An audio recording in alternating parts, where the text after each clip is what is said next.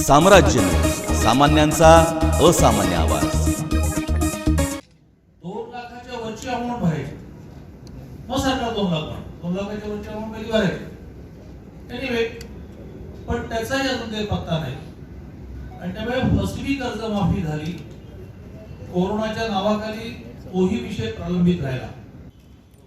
शेतकऱ्यांच्या ह्या वर्षभरातल्या प्रलंबित प्रश्नाकडे शासन अतिशय व्यवस्थित दुर्लक्ष करते आहे. कोरोनाची तीव्रता जशी जशी कमी होत चालली तसतसा शेतकऱ्यांमधलाही असंतोष वाढत जाईल. मग कर्जमाफी विषय असेल की त्या कर्जमाफीमध्ये 2 लाखापर्यंतची कर्जमाफी झाली.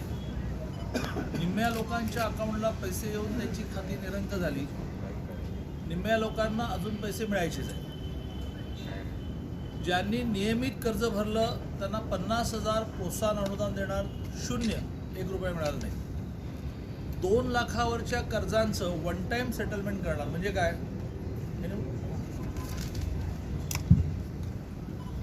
2 लाखाच्या वरच्या कर्जांना वन टाइम आहे तर ते 5 लाख असेल. तरुणामुळे आंदोलनाच्या पण काही मर्यादा होत्या.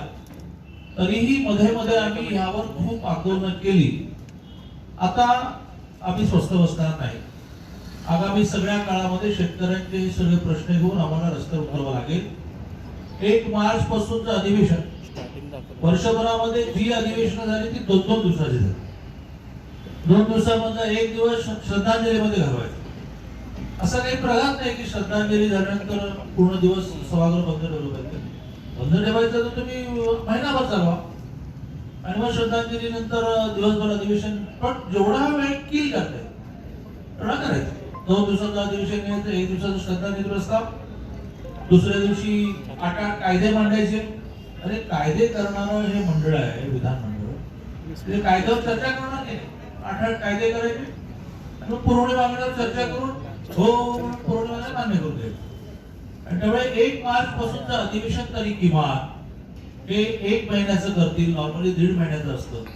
हे अर्थसंकल्पीय अधिवेशन आहे की ज्याच्यामध्ये वर्षभराचं बजेट मान्य करायचं असतं.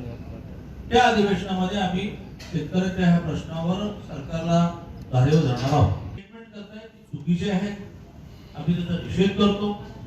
या विषयामध्ये आम्ही दिल्लीमध्ये माननीय मोदीजींना, माननीय अमित भाईंना, माननीय जगतजींना आमचं म्हणणं मांडणार आहे. त्यामुळे आम्ही काय त्याचं समर्थन करतो. महाराष्ट्र कर्नाटक सीमा भागातल्या 842 गावांमध्ये मराठी भाषिक त्यांच्या भूभागासहित महाराष्ट्रात आलेच पाहिजे. पण ही वस्तुस्थिती आहे की याची सुप्रीम कोर्टात केस झाली. त्या सुप्रीम कोर्टाच्या निकालानंतरच काय तो निकाल लागायचा. मग आता तुम्ही नवीन काय सुरू केलं? तुम्ही एक स्टेटमेंट द्यायचं, कर्नाटकातून एक स्टेटमेंट द्यायचं. म्हणजे मराठा आरक्षणाकडून, म्हणजे पहिले शेतकऱ्यांच्या प्रश्नांकडून लक्ष डायव्हर्ट, आता मराठा आरक्षणाकडून लक्ष डायव्हर्ट करायचं. त्याच्यामध्ये महाराष्ट्र कर्नाटक सीमा रोज एक नवीन विषय काढायचा. ज्याच्यामध्ये काही भागामध्ये ह्याही वर्षी कोरडा दुष्काळ पडला तर मोठ्या प्रमाणात महाराष्ट्रामध्ये ओला दुष्काळ पडला. सोलापूर, सांगली आणि प्रामुख्याने पूर्व विदर्भामध्ये प्रचंड अतिवृष्टी झाली. इथे पाहणीसाठी येण्याचं नाटक झालं. 2800 रुपयाचे चेक दिले गेले, परंतु पंचनामे होऊन नुकसान भरपाईचं कुठलंही नाव नाही. निसर्ग चक्रीवादळ पूर्ण कोकण झोपला. तर प्रामुख्याने कोकणामधलं जे नुकसान असतं, एक नारळाचं झाड पडलं तर एका नारळाच्या झाडाची कॉस्ट काढता येत नाही. आता 10 वर्ष उत्पन्न मिळणार नाही, 10 वर्षाचं उत्पन्न कॅल्क्युलेट करायचं असतं.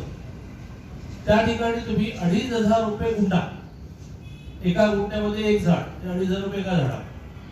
एका नारळाच्या झाडाला वर्षाला नारळ किती येतात?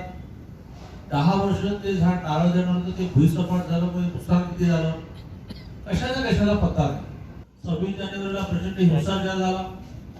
आम्ही या हिंसाचाराची निंदा करू. त्या हिंसाचाराचं समर्थन करणारे लोक निघाले, फार मोठमोठे लोक निघाले. ते असं म्हणाले की नाही काय करणार, शेतकऱ्यांना काही पर्याय उरला नाही. ज्या पोझिशनवर आपण आहात त्या पोझिशनवर घटनेची शपथ घेऊन आपण मंत्री झालेला आहात आणि काही खासदार झालेला आहात. त्या पोझिशनवर हिंसेचं समर्थन करता येतं. 26 जानेवारी प्रजासत्ताक दिन या दिवशी हिंसाचाराचं समर्थन करता येतं आणि त्यामुळे असा हिंसाचाराचं समर्थन करणाऱ्यांचा सुद्धा आम्ही निषेध करतो.